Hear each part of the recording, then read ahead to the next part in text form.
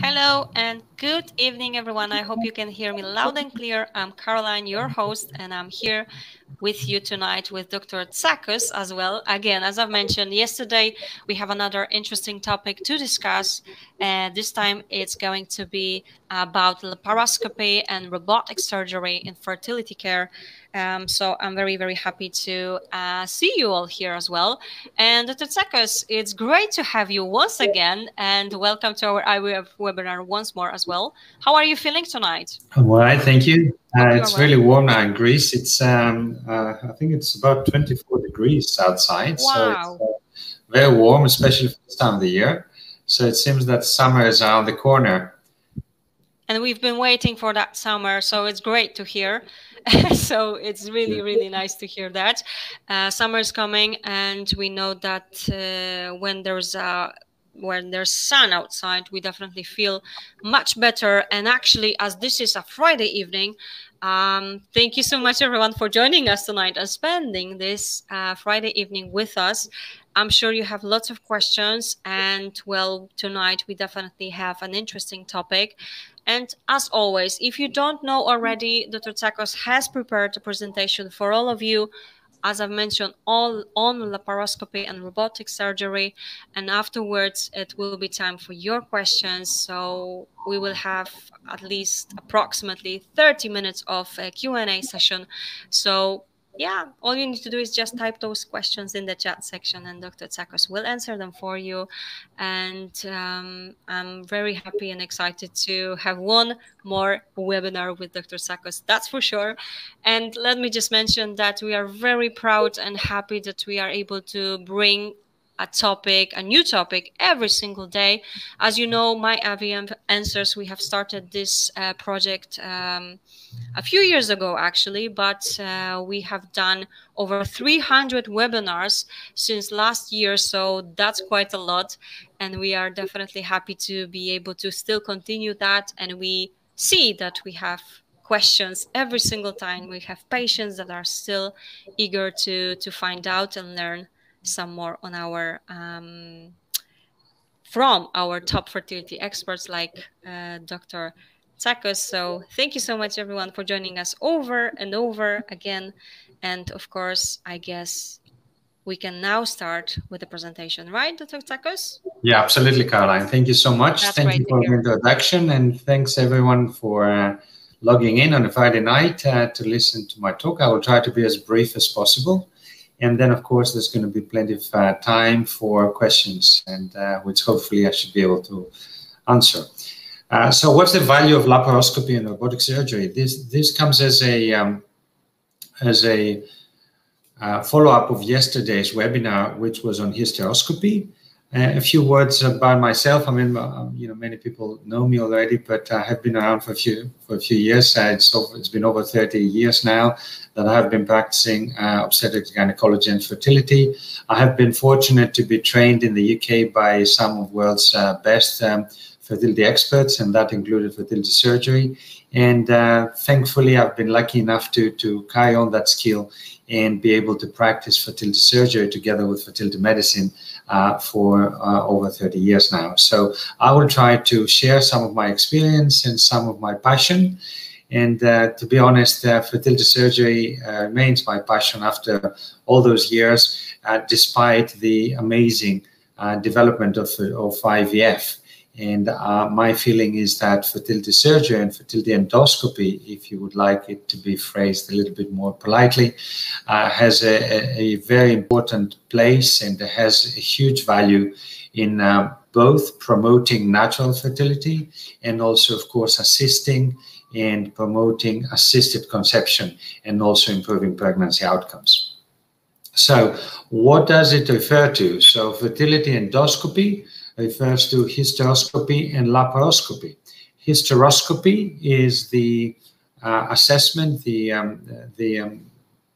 endoscopy of the uterine cavity. This is what we spoke about yesterday.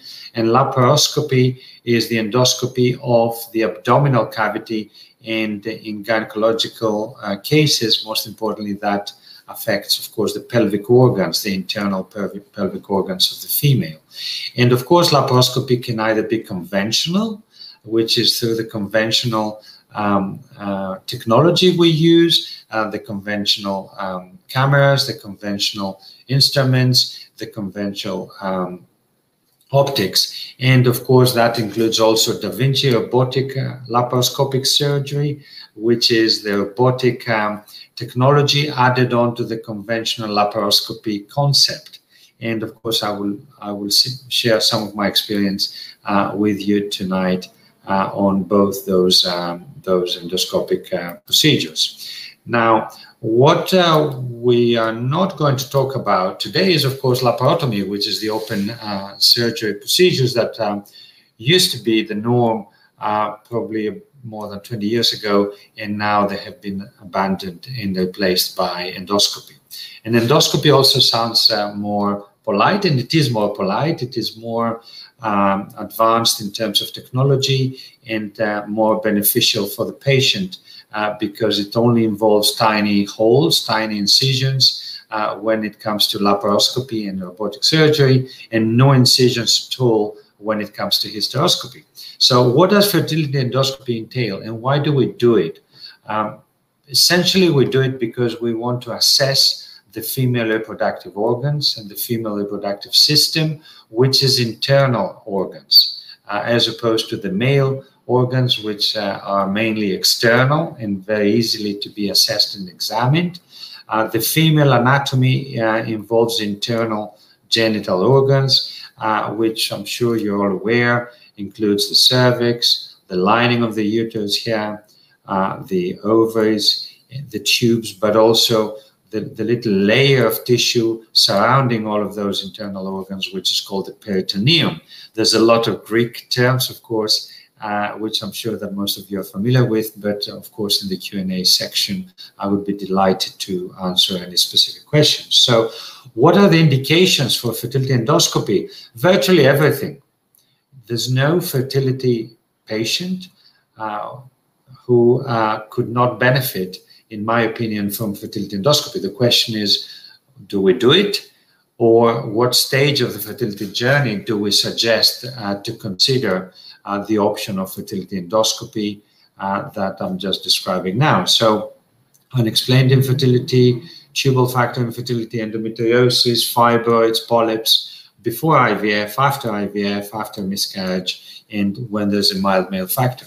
In my early times of training in Bristol, in the southwest of England, I would say that the vast majority of patients, the vast proportion of patients with fertility, they always had a diagnostic laparoscopy and a diagnostic hysteroscopy at the time. And the reason being the fact that in those years, the ultrasound technology was not that advanced. And also because IVF was emerging 30 years ago, we had much more confidence in our surgery and our endoscopy features, and virtually no one went through to IVF without having had a diagnostic laparoscopy.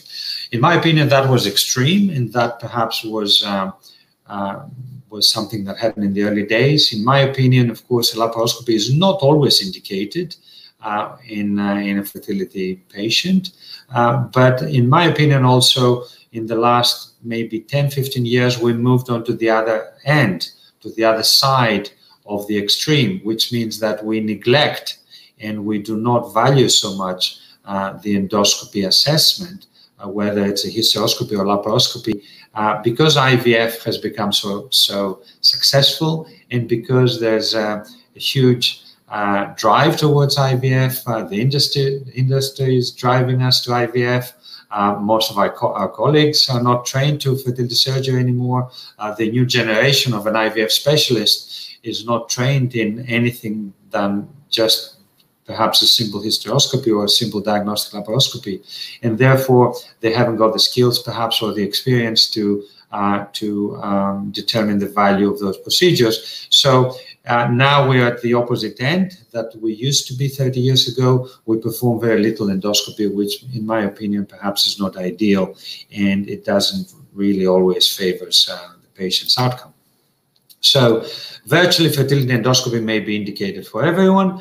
Laparotomy is the laparotomy refers to an open incision, open surgery, which was basically replaced by laparoscopy in the last 30 years in the Western world. However, still today, sadly, in my opinion, in Europe, that I'm very familiar with, in the European practice, there's still fertility procedures performed by laparotomy, unfortunately. So still fibroids are removed by laparotomy for fertility patients, which is bad in my opinion, because it creates not just pain and bleeding and scars and long hospitalization, but also it may impair fertility by creating adhesions. So 40 years after the initiation of laparoscopy, and perhaps 30 years after laparoscopy having been established as the gold standard in fertility surgery, unfortunately still laparotomy is applied in a large proportion of fertility surgery. I have not got any figures, unfortunately, at least in Europe. I'm not familiar with the US figures on that, but there's no official registry, which there should be, of the rates of laparotomy surgery that is performed versus laparoscopy. But I would estimate that perhaps 20 or 30% of surgery is still performed by laparotomy, which in my opinion has to be diminished. Because also in my opinion, and in most of my contemporary peers' opinion, laparotomy for fertility surgery has no place whatsoever. And it should be replaced 100% by laparoscopy and robotic surgery. So what is laparoscopy? Laparoscopy, most of you are familiar with. It's a minimally invasive operation through tiny incisions, traditionally through the belly button, but now, of course, we can use different other sites. We place our cameras and our instruments. The majority of cases could be done as outpatient. We operate in the morning and the patient is home by evening. Even with complex surgery, the patient is just discharged within 24 hours, and the recovery is very quick at home, and returning to normal activities is also very quick. So indications, virtually any fertility surgery could be performed via laparoscopy, either traditional or robotic assisted. And of course, the main indications include endometriosis, which is a very common situation faced by fertility patients. And of course, tubal adhesions, hydrosalpinx, and fibroids. And here we can see the advantages of laparoscopy versus laparotomy, which should be invalidated as a procedure. Now, there are limitations in the conventional laparoscopy, and the main limitations are here. It's the 2D image that we see, although there is technology through which we can see 3D by wearing those special goggles. The main limitation, which has not been overcome by any conventional laparoscopic instrument, and this is where robotics came in, is the limited motion range. It's the amplified tremor at the end of the stick that we use, the unstable camera, which depends on a very experienced assistant, but even experienced assistants, they get tired, they cough, they sneeze, they want to change legs, and of course this is causing an unstable vision for the surgeon. And of course the low ergonomics for the surgeon. I mean, I can challenge any laparoscopic surgeon who's been performing surgery for more than 20 years. I can challenge them if you can identify one of them without any sort of tendon problems or shoulder arthritis or wrist arthritis, because it's really ergonomically challenging to be able to perform especially complex surgery every day, day in and day out. And this is very tiring for the surgeon, and this is very unfair for the patient, especially if they're last on the list, on the day's list. So these are the main limitations of laparoscopic surgery, which have been addressed in the last 20 years and gave rise to this technology, which is the robotic surgery technology. Of course, here we can see the 4th generation robotics, which became available in the last few years. It didn't start like that. It started a little bit more primitive, but it started 20 years ago. So now we are in the fourth generation of robotic systems. This is the latest Davinci X and XI. At the moment, there's only one company in the world, a US-based company, Intuitive, that makes robotic systems for gynecological surgery, and this is the Davinci system, which is giving us all the advantages or eliminating the disadvantages of conventional laparoscopic surgery.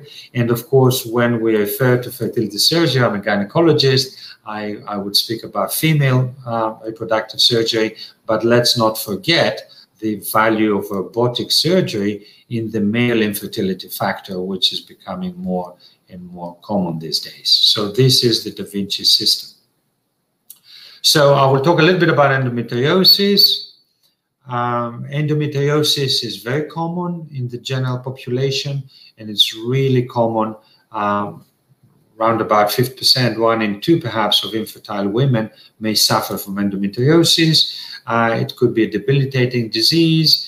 It has various stages and various consequences, and the treatment is or could be a combination of approaches, including surgery. Here we can see the society guidelines. I mean, Jakub is very interested in guidelines, and we've had extensive talks, Jakub and I, in order to form some sort of a work group on fertility surgery. And as you can see here, it's of course it's a very complex algorithm, but the surgical approach for endometriosis has a very central and very important position and value in the management of endometriosis. And the surgical approach, of course, the modern surgical approach involves laparoscopy and robotics. Here you can see the ESHRE guidelines, which basically indicate the lack of value in using medical treatment, especially for endometriosis, especially if someone is seeking fertility, and of course the importance of proper fertility surgery through excision of the endometrioma capsule, which is a very delicate, a very challenging procedure, especially when we're talking about difficult anatomy, when we're talking about multiple surgeries in the past, and when we're talking about a huge wish to preserve every single follicle on that ovary that has been affected by endometriosis. And of course, we need to do this laparoscopically, and many times we resort to robotic surgery in order to perfect our techniques. Tubal adhesions, due to infection, there is potential damage to the tubes. As we probably all know, IVF was discovered because of our inability to repair damaged tubes through adhesions. And of course, tubal adhesions, to a certain degree, can be managed, can be treated, can be improved, can be cured sometimes by surgery, fertility surgery, either conventional laparoscopy or robotic surgery. Now, hydrosalpinx is the extreme of tubal damage, in which the tube is bloated, the tube is totally damaged by inflammation to the extent of creating this this cyst, this bag of inflammation factors. And of course, this is important to be diagnosed to start with.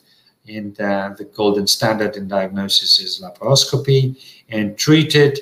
If it's possible, sometimes we perform salpingotomy. So we try to fix that tube. We're not always very successful.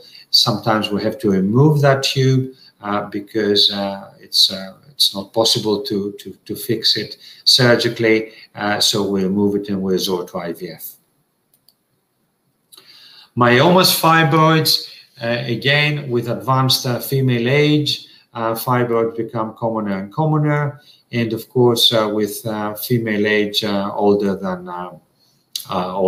40, this is quite a common occurrence. Depending on the size, on the effect of the lining of the uterus, and of course on other characteristics we decide to treat them or not, either through hysteroscopy or through laparoscopy. Sometimes we face women with huge fibroids. Most of us fertility surgeons, we keep a record of the largest fibroid we've removed and so forth. So this can go up to kilos in weight. My team and I removed a 3-kilo fibroid last week through keyhole surgery, and of course you can understand that this could have a detrimental effect on fertility, and also any surgery for large fibroids. Although there is a small controversy as to what to do with small fibroids, and sometimes we better leave them well alone. Large fibroids invariably need to be removed because they definitely affect fertility, and of course our aim is not only to remove the fibroid, not only to save the uterus. There's thousands of women all over the world who have lost their uterus through fibroid surgery, and of course they lost any chance of fertility through that surgery. So our aim is not only to remove the fibroids with the best possible way, not only to reduce pain, bleeding, and potential complications, not only to save the uterus, but also to make a uterus which would withstand a healthy pregnancy and the delivery. And this could indeed be a huge challenge, especially when we're talking about multiple big fibroids. So tubal anastomosis, that's a new era which is rising. And in my opinion, robotic surgery will play a huge part in this because there's thousands of women all over the world, especially the Western world, but also all over the world, who've had tubal sterilization. And when they come back for reversal, up until now, the only option that have been offered has been IVF. With robotic surgery, these women now have a better option. Here you can see the initial Zeus robotic system, which was developed more than 20 years ago, compared to the modern Davinci system that we've been using now. And my team proudly are the only team in the north of Greece using this system for gynae cases. If this sounds a huge development, of course, you could compare your first mobile 20 years ago with your recent model here. So technology is advancing very quickly. And here you can see the 3 components of the Davinci system: the surgeon console, the patient card, and the vision card with all the systems integrated.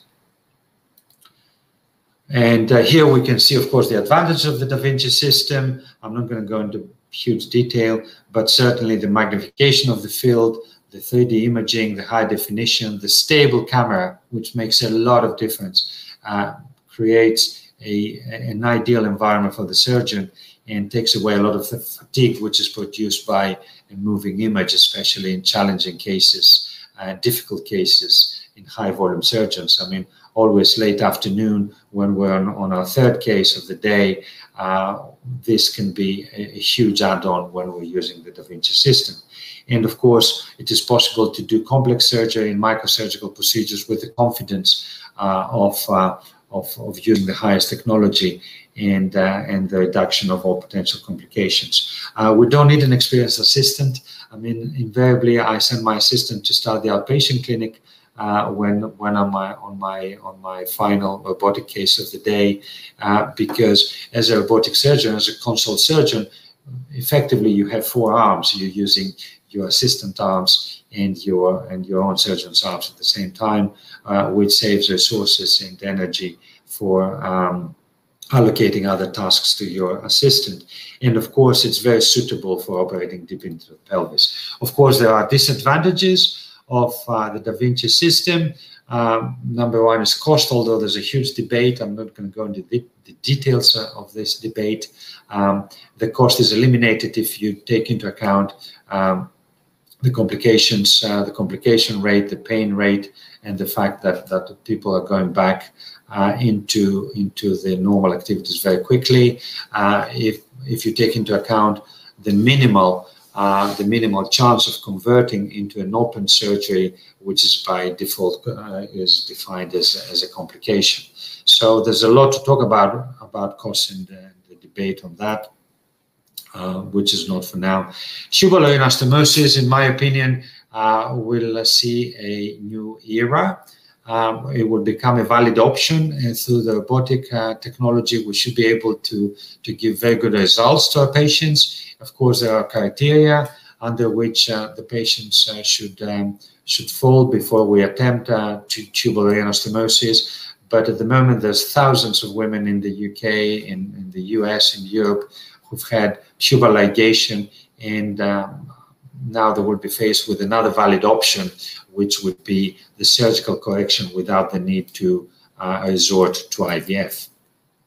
A few words about the robotic tubal anastomosis. I think it's very interesting to say that the first the first robotic anastomosis was performed more than 20 years ago, and you can imagine the advancement of technology and knowledge that has brought us with much better results. And now we've had this amazing new Davinci one-stitch technique, and which was successfully introduced about 7 years ago, and that was with the previous generation Davinci system. So now we even have better technology to perform this technique with fairly good results, and definitely comparable with IVF.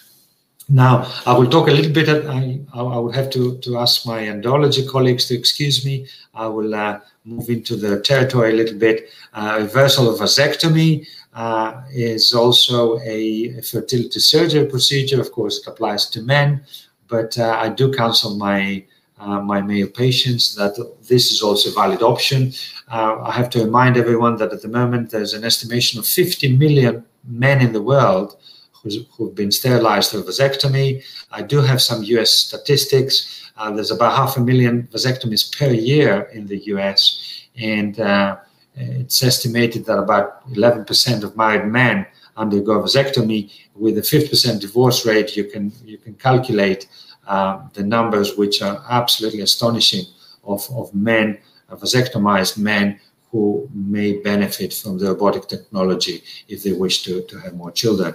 Now, an interesting UK piece of statistics is that vasectomy, in other words, male sterilization, has become commoner than female sterilization. The SNP is commoner and more popular than tubal ligation, and has been commoner for the last 20 years. So that's a very interesting piece of information. Now, robotics is applied for myomectomy. To be honest, I have moved on to robotic myomectomy for the vast majority of my fertility patients, because I feel more confident in removing the fibroids with the best of accuracy. And of course, I feel much more confident when I stitch together the uterus and I let this lady move on to either natural or assisted conception, or with an excellently repaired uterus. So, in my opinion, robotic myomectomy will very soon replace the conventional laparoscopic myomectomy. Of course, there are some wonderful studies of some wonderful, very experienced laparoscopic surgeons with comparable results, but robotics is here to stay, and it's definitely, even for the experienced laparoscopic surgeon, it's definitely a better tool to deliver to our patients. And of course, there's another huge section in fertility surgery. It's a very specialized section. It's a huge challenge, which involves the fertility sparing surgery for oncology cases. And again, robotics can be absolutely valuable in those cases. I mean, we're fortunate in our team to possess the skills to perform complex oncology surgery with robotics, and also fertility sparing surgery, which for those ladies is the window of opportunity to have to conceive either naturally or assisted in the future, having survived cancer. And another area that's opening up is the ovarian tissue transplantation. for various indications, mainly oncology indications, and this has been performed and published robotically a few years ago. And again, this is opening new windows. And of course, this is together with the uterus transplantation. I mean, we've all been informed about the feasibility of transplanting a uterus, which would be good enough to allow women who have lost their uterus, or women who were born without uterus, to conceive and to experience pregnancy in their bodies. And in my opinion, there's a huge area of potential improvement with robotics in the future. This is the certification that my team received, and we're very proudly presenting this to our patients to increase their confidence. And we're developing this skill. I mean, my team and I were much more experienced laparoscopic surgeons. We performed thousands of laparoscopic surgery and much less robotic surgery, but the learning curve is amazing. And I have to share with you that we feel very privileged and very lucky that this technology has been developed whilst we're still active and whilst we can still apply it for our patients. So finally, fertility endoscopy is very important. In my opinion, IVF and fertility surgery have both possibilities of conception. Tubal anastomosis becomes more popular with the advent of robotic technology. Robotic fertility surgery is opening new windows and new areas for patients who will benefit from the options provided. Reproductive fertility specialists are very important to be able to offer to their patients all these options and not just IVF. And of course, the patients need to be counseled for all those possible factors. With regards to robotics, robotics is not here to compete with laparoscopy. Robotics is here to supplement laparoscopy. Conventional laparoscopic surgery has limitations. Of course, one of the limitations is the skills of the surgeon, but also even for very skilled surgeons, there are still limitations, which include the very difficult patient, the very obese patients, the difficult pathology with patients operated many times in the past with previous lots of adhesions, with complications in previous surgery and so forth. And I think we have to agree that robotic technology is giving a huge potential for contributing in fertility improvement for our patients. It's here to stay. It has received some criticism, especially in the first years, in the early 2000s, that perhaps it was just something that was going to vanish. No, there's thousands of robotic systems all over the world. There's new technology emerging. There's new systems, new ecosystems of surgeons. All the new generation of surgeons in the world are being taught robotic technology. So in a way, I am experienced the robotics the same way I experienced laparoscopy about 30 years ago versus laparotomy. So laparotomy is out, replaced by laparoscopy. Robotic surgery is not going to replace conventional laparoscopy. Conventional laparoscopy will always have its place in surgery, in gynae surgery, in fertility surgery, and then robotic surgery will supplement that for the very complex and challenging cases. This is Thessaloniki, my home city. You're all invited to come and visit us. Unfortunately, we're not on the green UK list as from today, and therefore UK travelers would have to quarantine for 10 days when they go back into the UK. However, we're still one of the lowest countries in Europe with regards to death rates from COVID. Vaccination is moving on very nicely, and the borders have officially opened for many countries and are officially opening for the rest of the world next week on the 15th of May. So hopefully we should be able to welcome you, colleagues, friends, patients, associates, Caroline, yourself, Jakub, and your team, and show you around our beautiful city. This is a part of my team who helped me get together this presentation. Thank you very much for listening, and I'm open for questions. We are definitely happy to have you back for sure, Tsakos. Thank you once again for an incredible presentation, as always. And yeah, it would be lovely to actually have a webinar with you from one place. Thessaloniki sounds like a great place. Why not? Sometime soon, huh? Thank you so much. Indeed. And yes, you are very right. It is time to start our Q&A session. We have approximately 30 minutes of our Q&A session. So if you haven't asked your question yet, go ahead and do it now, okay? Put it all in the chat section and Dr. Tsakos will be able to answer them for you for sure.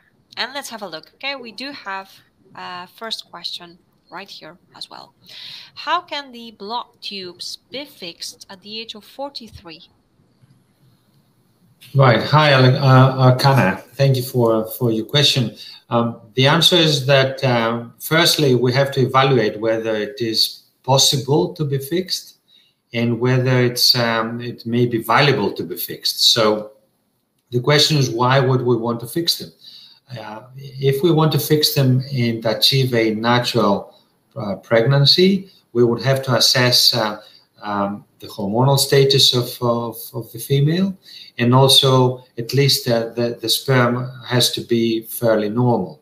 Now, in general, tubal surgery may not be that effective on anyone of an advanced reproductive age, and sadly, the age of 43 is considered advanced reproductive age. Having said that, if someone is, for example, and depends on what has caused the blockage. So if the blockage is throughout the length of the tube, or if the tubes are containing fluid, it may not be possible to fix them. So I think it's a very difficult question to be answered. I think the clear answer is depends on the evaluation we do on the patient's partner, depends on the expectation the patient has, and depends on the availability of IVF and on whether the IVF option would be accepted or not. So, for example, if IVF is not accepted for important reasons like religion, like ethics or whatever, and if IVF is out of the equation, then of course we would strongly consider some sort of surgical approach, although it is not possible always, and perhaps the outcome and the results just simply based on age may not be very high.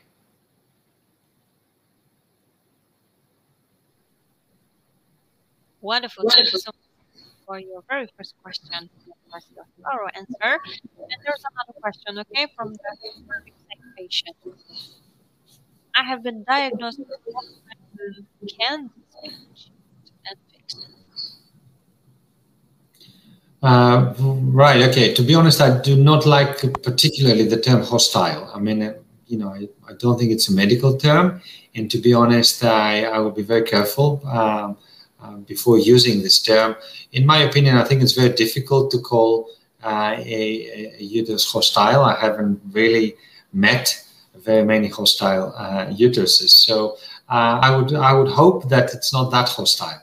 So yes, if we want to assess the uterus, and the uterus consists of two elements. One is the uterine cavity, which can be assessed 100% by a hysteroscopy, together with biopsies and perhaps some histology tests, some genetic testing, and some microbiology testing. So that's the cavity.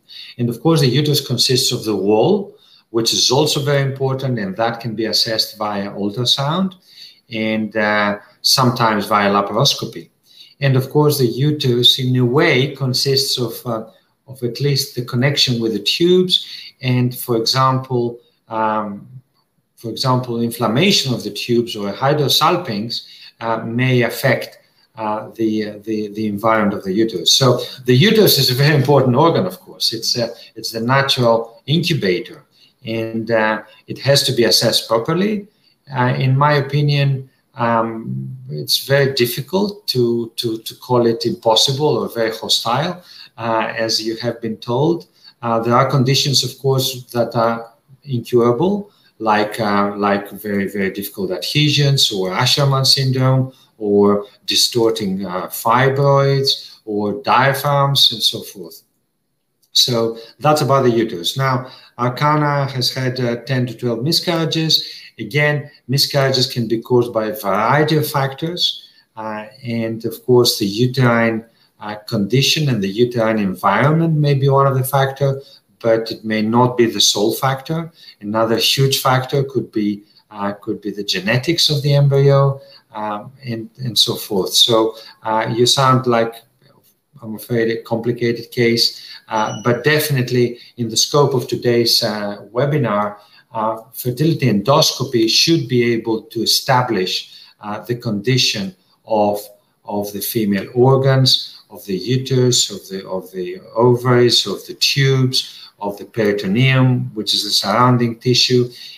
We should be able to diagnose that 100%, and we should be able to optimize it to a certain degree. We can't fix everything, but we can certainly optimize as much as we can through fertility endoscopy.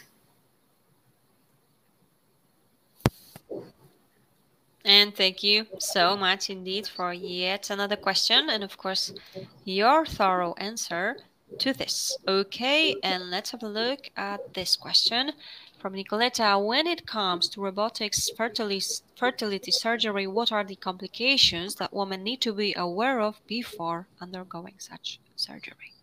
Right, thank you, Nicoletta. May I make a small introduction? Nicoletta is an amazing student midwife who is very, very active all over the social media. She has her own blog. She's amazing, well-read, and she's an absolute gem in the fertility world. So I would like to introduce her to you and invite you to meet her more. Thank you, Nicoletta. This is a very, very nice question. Thank you for this. There's no surgery without potential complications, of course. Even endoscopic surgery, even clipping your nails may have potential complication. Now, the advantage of robotic surgery, in my opinion, is that it is a type of surgery that at the moment in the world is only in the hands of very, very experienced surgeons. So in order for someone to become a certified and qualified robotic surgeon, invariably they have to go through very, very robust training. They have to go through amazing evaluation, amazing performance evaluation, skills evaluation, psychomotor skills evaluation, and certification, and so forth. Thankfully, the company that's distributing the Davinci system has put in place very robust systems in order to ensure that the level of expertise of the robotic surgeon is at the highest level. And of course, you can understand that this is not always the case with conventional surgery. I mean, for example, you know, you're a student midwife, you come across doctors every day that in various countries, for example, in Europe, with 4 or 5 years of training, one becomes a qualified surgeon, whether it's a gynae surgeon or a general surgeon. And then following this fellowship or membership, then they are free to operate, and sometimes unsupervised. This is not the case with robotic surgery. So, for example, anyone can claim that they are very good surgeons just simply because they're specialists and they've been through 4 or 5 years of training. And of course, what happens after the training, again, depends on the country and the institution and the volume of surgery that each surgeon is managing every day, every week, every year. With robotic surgery, everything is very streamlined. So in order to become a robotic surgeon, you have to be, at least in Europe, you have to, I'm not claiming anything about the US, I'm not very familiar with the US system, although I understand that robotic surgery in the US system is part of the basic training curriculum. But in Europe at the moment, robotic surgery is extracurricular. One has to be a specialist to start with. You know, if you're a fellow, you don't have such an opportunity to train in robotic surgery. And not only one has to be a specialist, but they have to be not only experienced surgeons, and in particular experienced in laparoscopy, but also to be high volume surgeons. So with robotic surgery, you can't just perform 1 robotic surgery a year or 5 a year or 10 a year and still be fit for the job. It's more or less like like flying. You know, in order to keep your pilot's license, you need a minimum of 50 hours a year. I don't have a pilot's license, but there's a lot of my friends who have it. So that's why, in my opinion, robotic surgery, it's not the robot that operates, the surgeon operates. Just that the surgeon operates with the assistance of the robot. And what does the robot do? It transfers effectively the thought of the surgeon into the operating field.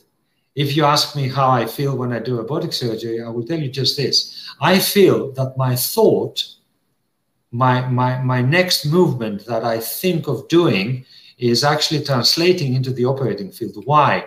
Because by using those masters, those fine masters with my fingers, what I see actually being delivered through the robotic arms into the surgical field is exactly what I thought of, as opposed to laparoscopic surgery, which is the translation, but not quite that. It's not 100% translation of my thought. It's the translation of my movement, and the movement is a little bit different to my thoughts. So to answer, you know, straight away your question, of course there are complications. Of course there may be potential complications, minor, medium, large complications. But in general, because of the factors that I mentioned before, the chance of complication is minimal. And in my opinion, the largest complication of surgery at the moment should be considered in the minds of surgeons and in the minds of our patients, the open incision, the laparotomy.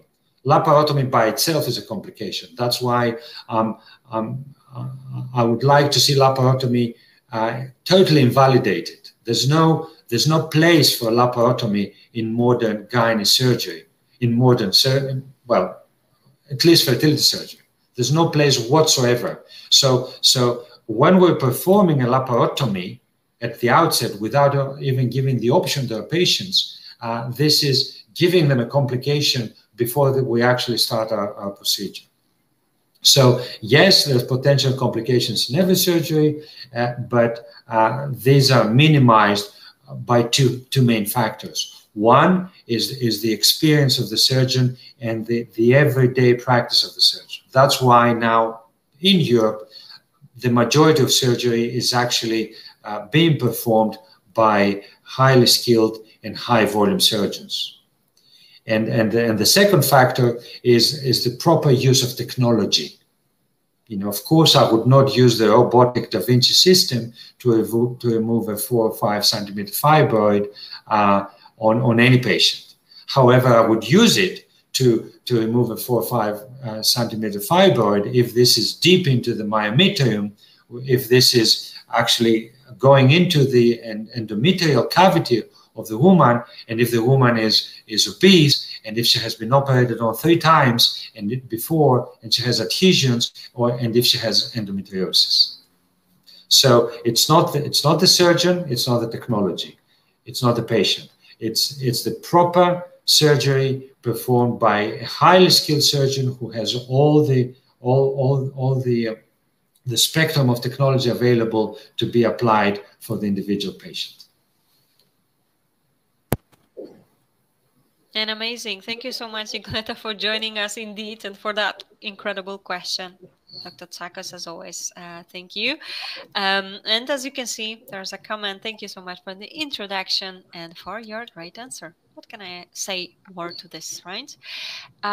Okay, next question is a very straightforward question, and that might be our final question. So before we finish, if you have any questions left, you know what to do. Just go ahead and type those in. And the question is, how can one take online consultation with you? Oh, hi, Arkana. The best way is to email info@embryoclinic.eu. Please mention that you have watched the webinar, and please send us a small summary of your case. And of course, one of my colleagues will pick up your inquiry, and then by all means set up an online consultation with myself. I would be delighted to assist you. And thank you so much. once again? Yeah, the email, I will type it for you. It's info. Okay, that'd be great if you could, for sure. EmbryoClinic.eu. Yeah, I think. Yep, it's right there. Thank you so much. So if anyone would like to get in touch with Dr. Tsakos and his team, this is the email to do so. And at least at this point, we don't have more questions. However, someone is typing, so let's have a minute and let's see if it's another question. If not, we will be finishing. But of course, thank you so much already, everyone, for joining us and for all of your questions. I still need to wait a minute to see. Yeah, we do have another question right here. Okay, let's have a look. So what are the situations that would make a robotic fertility surgery impossible? Nicoletta, you're grilling me now.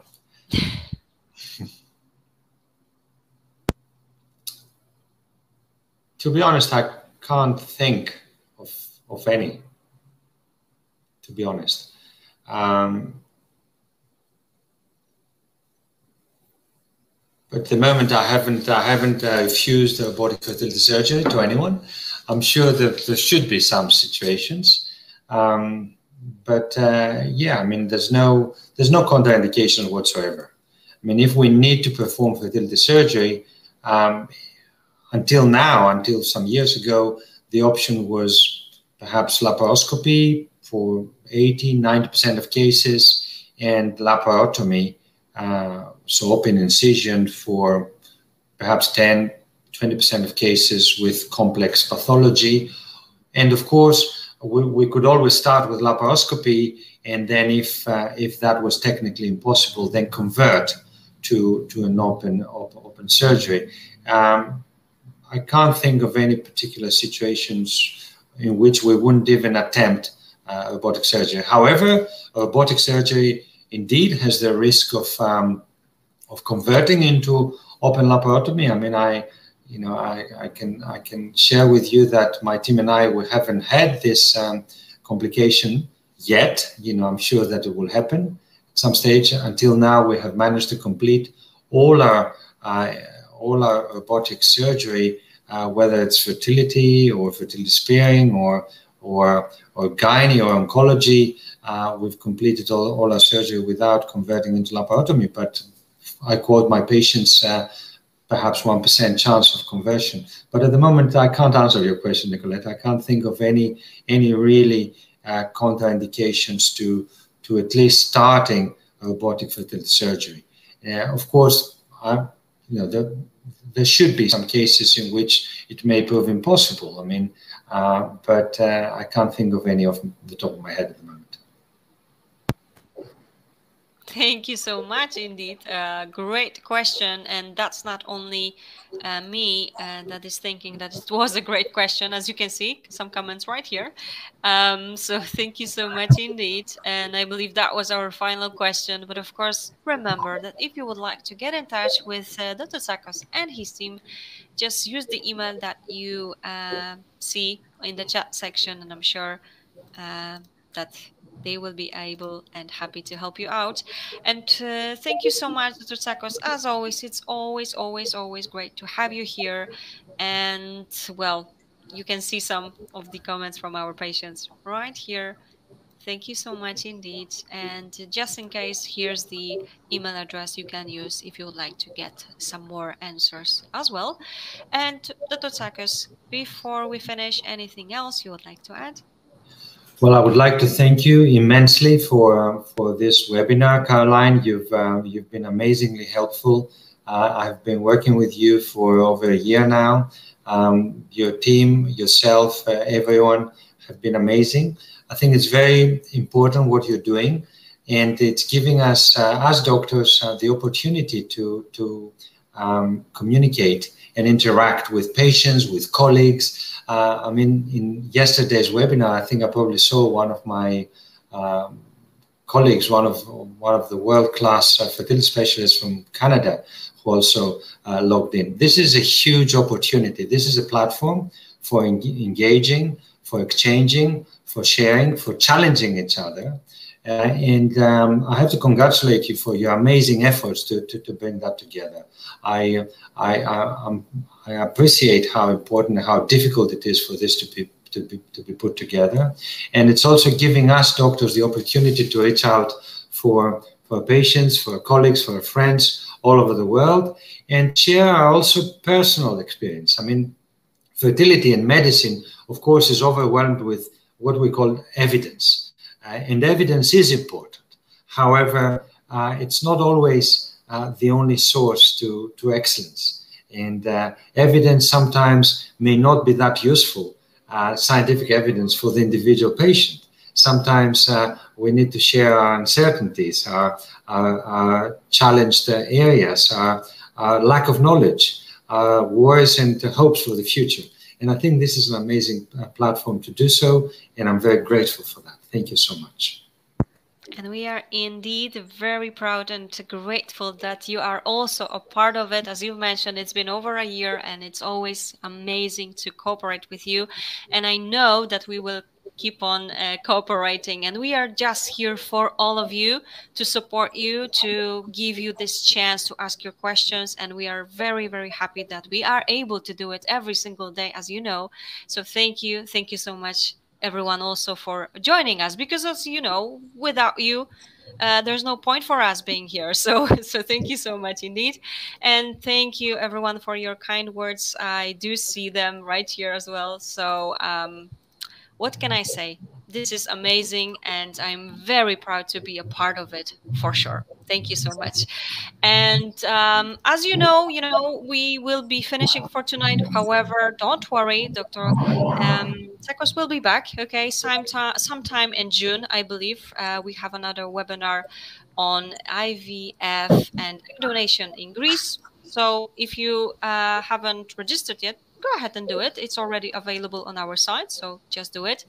But also, as you know, those previous webinars, all of those are available on our website, myivfensus.com. So just go ahead and visit this if you haven't seen it yet. I can assure you there are plenty of topics that we've done before, and I'm sure you will find this useful. And there are over 2,000 subscribers when it comes to our YouTube channel.